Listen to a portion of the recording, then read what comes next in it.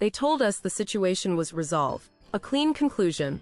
But that was never the full story. From the outset, the official narrative felt too neat, too perfectly packaged. It presented a sequence of events with a clear beginning, middle, and end, leaving no room for ambiguity or further inquiry. The public was expected to accept this version without question, to simply move on.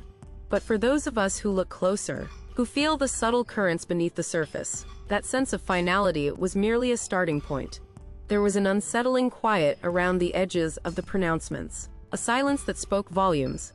It began with the smallest irregularities, not outright contradictions, but faint echoes of something else. A document briefly referenced in one report, only to disappear from subsequent versions. A witness statement subtly rephrased, its original nuances lost in translation. These were not errors, they were too consistent, too deliberate in their omissions.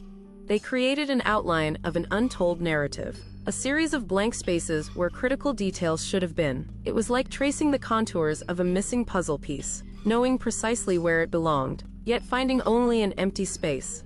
As the scattered fragments accumulated, a disturbing pattern began to emerge.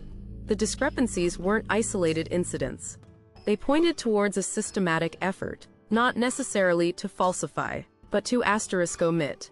Key dates were vague, critical figures remained unnamed, and entire sections of timelines seemed to simply vanish.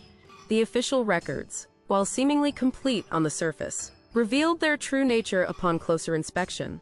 They were meticulously curated, designed to guide the viewer down a very specific and limited path, carefully steering away from any uncomfortable turns or unforeseen depths.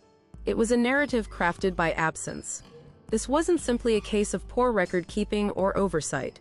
As the investigation deepened, the resistance became palpable.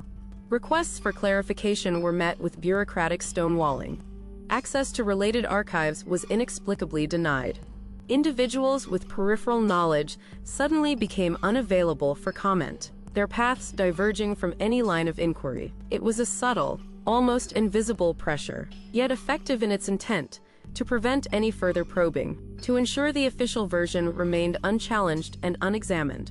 The truth, it seemed, was not merely buried, but actively suppressed, contained within layers of institutional silence. Years have passed since the official story was first laid out, yet the questions persist. The unease born from those initial omissions has not faded. If anything, it has grown, fueled by the lingering sense of what remains unspoken. The complete picture, for reasons we can only infer, was never truly revealed.